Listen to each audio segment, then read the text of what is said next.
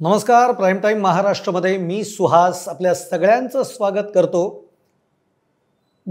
गेल्या एक 2-3 महिन्याचा जर तुम्ही विचार केला असेल, 2-3 महिने सुद्धा लांब गेले, अगदी गेल्या महिन्यापर्यंतचा जर का विचार तुम्ही केला असेल, तर राज ठाकरे, उद्धव ठाकरे हे एकत्र येत आहेत किंवा त्यांच्यामध्ये आता भेटीगाठी वाढल्या आहेत, हे सगळं चित्र जरी असलं तरी भाजप किंवा एकनाथ शिंदे किंवा एकनाथ शिंदेंची शिवसेना म्हणूयात, एकनाथ शिंदेंची शिवसेना आणि भाजप हे राज ठाकरेंना कधीही टार्गेट करत नव्हते. उद्धव ठाकरेंना टार्गेट करतील. अगदी देवेंद्र फडणवीसांनी तर त्यांची जी एक सभा झाली त्याच्यामध्ये तर त्यांनी उद्धव ठाकरेंवर जोरदार टीका केली आणि तिकडनंच असं लक्षात आलं की यापुढे देवेंद्र फडणवीसांचं टार्गेट कोण असेल तर उद्धव ठाकरे असतील. अर्थात उद्धव ठाकरेंकडनं सुद्धा देवेंद्र फडणवीसांना लक्ष करण्यात येतच, पण उद्धव ठाकरे गटाकडनं एकनाथ शिंदे तर ते त्या एकनाथ शिंदेंच्या शिवसेनेवर तर बोलतच नाहीत. ते मिंधे वगैरे असं बोलतात आणि तो विषय आम्हाला बोलायचाच नाही असं म्हणतात. पण एकनाथ शिंदेंकडनं कधीही राज ठाकरेंवर फार टीका झाली नाही किंवा राज ठाकरेंवर कधी भाष्य एकनाथ शिंदेंकडून करण्यात आलं नाही. पण काल ज्या पद्धतीने एकनाथ शिंदे यांनी विधान केलेलं आहे ते विधान बघता एकनाथ शिंदेंनी आता ठाकरे बंधूंना लक्ष करण्याचं जवळपास ठरवलंय की काय, असं कालचं त्यांचं विधान आहे. आता कालचं त्यांचं विधान काय आहे तर शिंदे एका कार्यक्रमात होते आणि त्यावेळेला बोलताना एकनाथ शिंदे असं म्हणाले की भाऊबंदकी नाटक जे आहे, भाऊबंदकी हे नाटक त्यावेळेला खूप गाजलं होतं. पण पूर्वी भाऊबंदकी नाटक खूप गाजलं होतं. आता मनोमिलनाच्या नाटकाचं जोरदार प्रमोशन सुरू आहे. ठीक आहे, जाऊ द्या, चांगलं आहे. आपल्याला काय करायचंय त्याच्यावर बोलून आपल्याला काय करायचंय, मनोमिलन होत आहे, आनंदाची गोष्ट आहे असंही पुढे एकनाथ शिंदे म्हणाले. पण मनोमिलनाचं नाटक आणि त्याचं प्रमोशन हे जोरदार होत आहे, ही जोरदार टीका एकनाथ शिंदेंनी ठाकरे बंधूंवर केली आहे. नुसतं उद्धव ठाकरेंना लक्ष नाही केलं तर यावेळेला त्यांनी ठरवून राज ठाकरेंना लक्ष केलेलं आहे. आता एकदम असा बदल का झाला किंवा याच्या पुढच्या काळात एकनाथ शिंदे किंवा त्यांची शिवसेना ही राज ठाकरेंना लक्ष करणार हे आता याच्यातनं सूचित झालेलं आहे. पण भाजप अजूनही तसं सावध बोलतो राज ठाकरेंच्या बाबतीमध्ये. म्हणजे काही नेते असतील ते बोलतात, पण देवेंद्र फडणवीस असतील किंवा अजून त्यांच्यातले बावनकुळे असतील, ही लोक थेट राज ठाकरेंना अंगावर घेत नाहीत. आशिष शेलार घेतात, कारण आशिष शेलारांच्या बाबतीमध्ये तसंच मनसेकडनं त्यांना जो अनुभव आलेला आहे त्यानुसार ते घेतात. एकनाथ शिंदेंच्या गटामध्ये त्यांचे काही नेते हे राज ठाकरेंच्यावर बोलतात, पण इतक्या जोरदार टीका आतापर्यंत तशी त्यांच्याकडनंही कुणी केली नाही आहे जी एकनाथ शिंदेंनी काल केलेली आहे. अर्थात त्याला मग नंतर संजय राऊतांनी प्रत्युत्तर दिलं. संजय राऊत असं म्हणाले की अरे वा, म्हणजे एकनाथ शिंदेंचं सध्या वाचन वाढलेलं दिसतंय, पण त्यांना भाऊबंदकी या नाटकाचे लेखक कोण आहेत हे एकदा जाऊन विचारा, ते त्यांना पक्क माहिती नाही आहे. अशा पद्धतीने संजय राऊतांच्या शैलीमध्ये त्यांनी टोला हाणलेलाच आहे. पण एकंदरीत म्हणजे आजचा जो मी विषय घेतलेला आहे तो म्हणजे एकनाथ शिंदेंनी आता राज ठाकरेंना टार्गेट करायला सुरुवात केली आहे.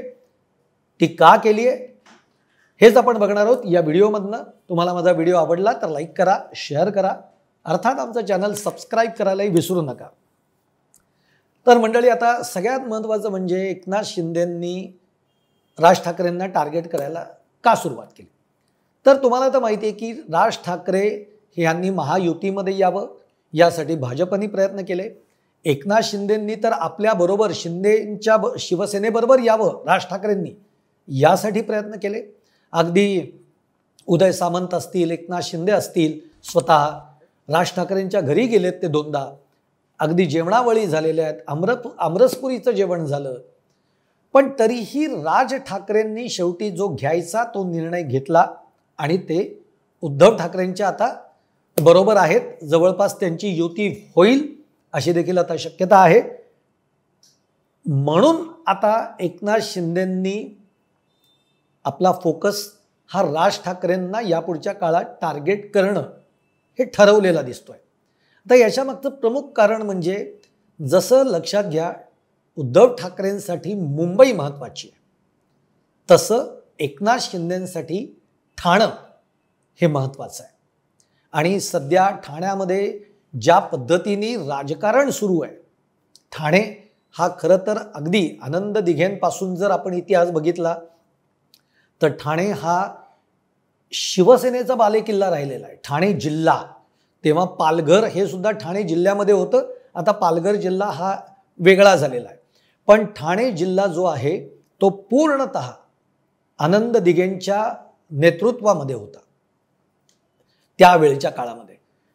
तो नंतर एकनाथ शिंदेंनी आपल्याकडे म्हणजे त्यांचा वारस म्हणून एकनाथ शिंदेंनी तो आपल्याकडे घेतला आणि एकनाथ शिंदेंची आज तिथे आपण जे म्हणतो की ठाण्यावर एकनाथ शिंदेंचं वर्चस्व आहे, प्रभुत्व आहे, प्रभाव आहे.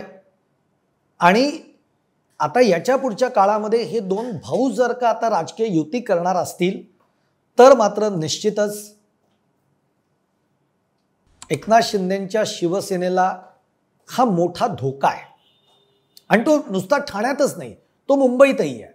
तो जसा मुंबईत आहे, ठाण्यात आहे, तसं कल्याण डोंबिवली आहे, तसंच अगदी नाशिक आहे, छत्रपती संभाजीनगर आहे.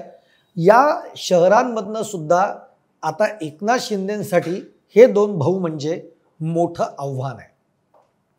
आणि त्यामुळे आता जेव्हा याची खात्री झालेली आहे की हे दोन राज ठाकरे हे काहीही झालं तरी आता उद्धव ठाकरे यांच्या सोबत जात आहेत, तेव्हा एकनाथ शिंदे हे मुळामध्ये एक मुरलेले राजकारणी आहेत. त्यामुळे कोणत्या वेळेला कुणावर बाण सोडायला सुरुवात करायची, टीका करायला सुरुवात करायची, हे एकनाथ शिंदेंना खूप चांगलं माहिती आहे. आत्तापर्यंत त्यांनी राज ठाकरेंना दुखवायचं नाही असं एक धोरण ठेवलेलं होतं. पण आता याच्या पुढच्या काळामध्ये शेवटी जर स्वतःचा पक्ष जर वाचवायचा असेल तर मात्र आता प्रहार केल्याशिवाय गत्यंतर नाही, हे एकनाथ शिंदेंनी ओळखलं. त्यातली दुसरी एक बाब म्हणजे अशी आहे की दोन भाऊ एकत्र येत आहेत, त्याचा एक मोठा धक्का तर एकनाथ शिंदेंसाठी आहेच आहे. पण ज्या महायुतीमध्ये आपला मित्रपक्ष भाजप आहे, तो भाजप सुद्धा एकनाथ शिंदेंच्या शिवसेनेच्या विरोधामध्ये कुरघोड्या करतोय. आणि तो कुठे करतोय तर सर्वाधिक प्रमाणामध्ये ठाण्यामध्ये एकनाथ शिंदेंच्या शिवसेनेच्या विरोधामध्ये मोठ्या कुरघोड्या चालू आहेत. थेट गणेश नाईक हे ठाण्यामध्ये एकनाथ शिंदेंना अंगावर घेत आहेत, अगदी उघड अंगावर घेत आहेत. म्हणजे ठाण्यातल्या राक्षसाचं दहन आपल्याला करावं लागेल अशा विधानांपासून ते एकनाथ शिंदे हे चोर आहेत, त्यांनी पाणी चोर आहेत, भूखंड चोर आहेत, अशा पद्धतीची देखील टीका ही गणेश नाईकांनी या काळामध्ये उघडपणाने केलेली आहे. आता यावर देवेंद्र फडणवीस समज देतात, पण ती फक्त समजच देत आहेत. त्यापुढे जाऊन गणेश नाईकांवर काही ते बोलतायत आणि आपला मित्रपक्ष एकनाथ शिंदे हे आपले मित्रपक्ष आहेत आणि त्यामुळे त्यांच्यावर बोलू नये यासाठी काही कठोर कारवाई गणेश नाईकांवर होतीये असं काही नाही आहे. फक्त समज दिली जाते. ती समज दिली तरीही गणेश नाईक बोलतायत, त्याच्यावरही काही होत नाही आहे. त्यामुळे ठाण्यामध्ये एकीकडनं राज ठाकरे उद्धव ठाकरे यांचं आव्हान तर आहेच आहे, पण आपलाच मित्रपक्ष भाजप आपली ठाण्यामध्ये कोंडी करू पाहतोय. आज ठाण्यामध्ये पोस्टर लागलेली आहेत भाजपाचे, अब की बार 70 के पार. मग या त्याच ठाण्यामध्ये 70 जागांच्या वर आपल्याला आपले नगरसेवक निवडून आणायचे आहेत अशा पद्धतीचे बॅनर्स लागलेले आहेत. आता महायुती म्हणून जर तुम्ही एकत्र आहात तर भाजप अशा पद्धतीचे बॅनर लावतीये. भाजपाचे ठाण्यातले नेते जे आहेत, गणेश नाईक असतील, ते केळकर आहेत, हे सगळेजण भाजपच्या बाबतीमध्ये आम्हाला जर का सांगितलं वरिष्ठांनी तर ठाण्यामध्ये एक हाती भाजपची सत्ता आम्ही आणू इथपर्यंत तयारी ही ठाण्यामध्ये सुरू झालेली आहे. एकनाथ शिंदेंच्या शिवसेनेच्या विरोधात. हीच गत कल्याण डोंबिवलीच्या बाबतीमध्ये सुद्धा आहे. तिकडे रवींद्र चव्हाण आणि एकनाथ शिंदेंचे पुत्र यांच्याही मध्ये खटके उडत आहेत.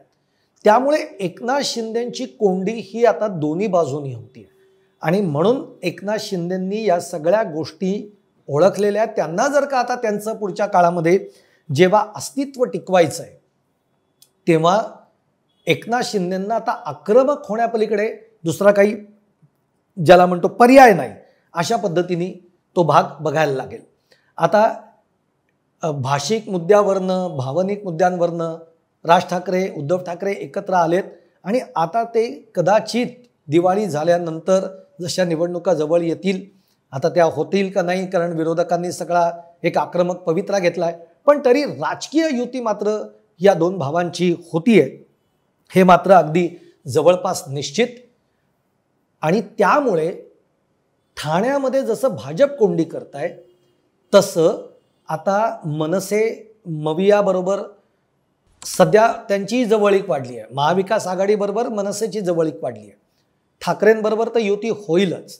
त्यामुळे ठाण्यामध्ये अजून एक समीकरण असं जुळवण्याचा प्रयत्न होतोय, ते म्हणजे मनसेचे अविनाश जाधव असतील, जितेंद्र आव्हाड आहेत, केदार दिघे आहेत, उद्धव ठाकरे गटाचे राजन विचारे आहेत.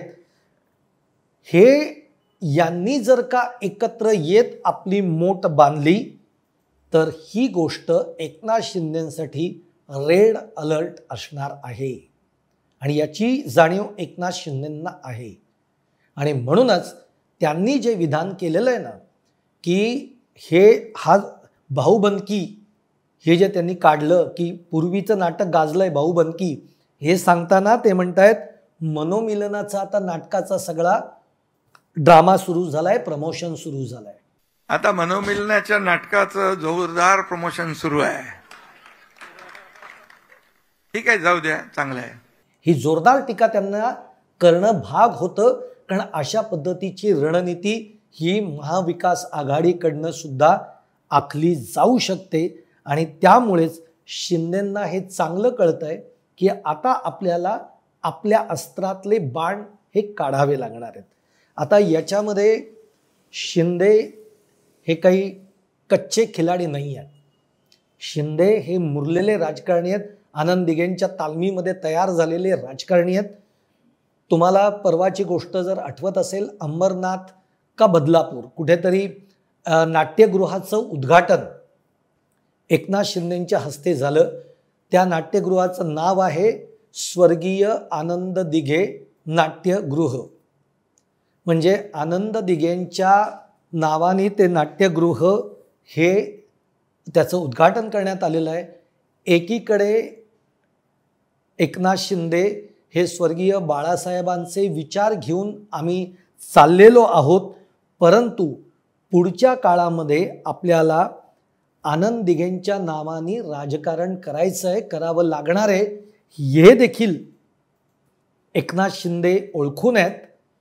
आणि त्यामुळेच विचार स्वर्गीय बाळासाहेब ठाकरेंचे घेऊन जायचं आहे, पण आनंद दिघ्यांच्याचं नाव घेत आपल्याला पुढचं राजकारण कदाचित हाकावं लागेल, असं देखील एक वेगळं वळण एकनाथ शिंदेंचं पुढचं असू शकतं.